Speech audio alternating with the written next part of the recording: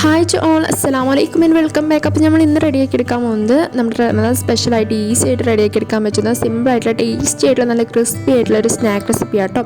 നമ്മളിന്ന് റെഡിയാക്കി എടുക്കാൻ പോകുന്നത് സ്പ്രിംഗ് റോളാണ്. അപ്പോൾ എല്ലാവരും വീഡിയോ സ്കിപ്പ് ചെയ്യാതെ കാണുക, ഇഷ്ടമായ ലൈക്ക് ചെയ്യുക, ഷെയർ ചെയ്യുക. അപ്പോൾ നമുക്ക് നേരെ വീഡിയോയിലേക്ക് കിടക്കാം. അപ്പോൾ അതിനുവേണ്ടി ഞാനിവിടെ നമ്മുടെ പാൻ അടുപ്പത്ത് വെച്ചതിന് ശേഷം അതിലേക്ക് ഓയിൽ ഒഴിച്ചു കൊടുത്ത് ചൂടായതിന് ശേഷം അതിലേക്ക് നമ്മുടെ വെളുത്തുള്ളിയും മുളകും ആവശ്യത്തിന് കുറച്ചൊന്ന് നല്ല ചെറുതായി ചോപ്പ് ചെയ്തിട്ട് ചേർത്ത് കൊടുത്ത് ഒന്ന് മിക്സ് ചെയ്ത് കൊടുത്തതിന് ശേഷം അതിലേക്ക് നമ്മുടെ സവാള അരിഞ്ഞ് വെച്ച് ചേർത്ത് കൊടുക്കാം. നല്ല ചെറുതായി ചോപ്പ് ചെയ്ത് ചേർത്ത് കൊടുക്കുക കേട്ടോ.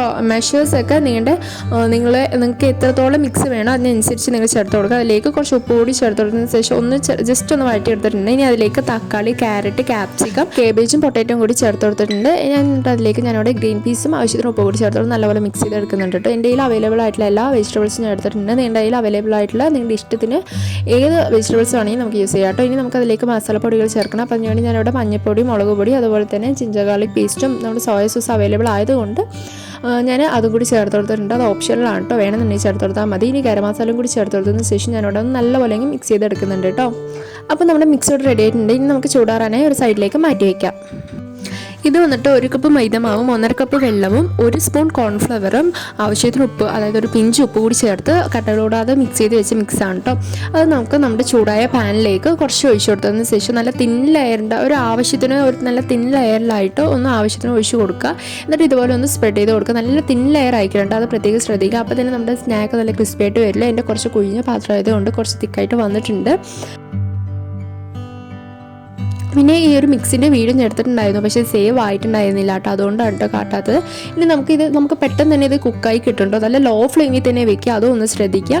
എന്നാൽ നമുക്ക് സൈഡൊക്കെ ഒന്ന് വിട്ട് വരുന്ന ടൈമിൽ നമുക്ക് ഇതിനെ തിരിച്ചൊന്നിടേണ്ട ആവശ്യമില്ല, നമുക്ക് അങ്ങനെ പ്ലേറ്റിലേക്ക് മാറ്റാം കേട്ടോ.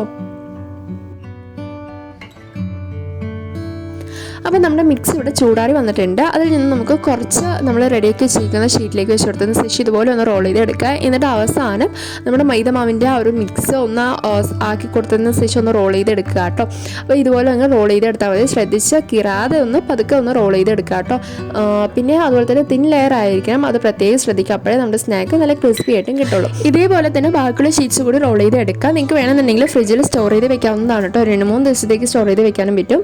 ഇനി നമുക്ക് ഇനി ഒന്ന് ഫ്രൈ ചെയ്തെടുത്ത് കഴിഞ്ഞാൽ നമ്മുടെ സ്നാക്ക് റെഡി. അപ്പോൾ എല്ലാവരും തീർച്ചയായും ട്രൈ ചെയ്ത് നോക്കുക. നല്ല ക്രിസ്പി ടേസ്റ്റ് ആയിട്ട് സോസും കൂടി ഉണ്ടെങ്കിൽ ടൊമാറ്റോ സോസ് ഉണ്ടെങ്കിൽ അടിപൊളിയുണ്ട്. അപ്പോൾ ഇഷ്ടമായി ലൈക്ക് ചെയ്യുക, ഷെയർ ചെയ്യുക, ചാനൽ സബ്സ്ക്രൈബ് ചെയ്തുകൊണ്ടാണെങ്കിൽ സബ്സ്ക്രൈബ് ചെയ്ത് സപ്പോർട്ട് ചെയ്യാനും മറക്കരുത്. അപ്പോൾ അടുത്തൊരു വീഡിയോ വീണ്ടും കാണാൻ പറ്റുന്നത്. ബൈ.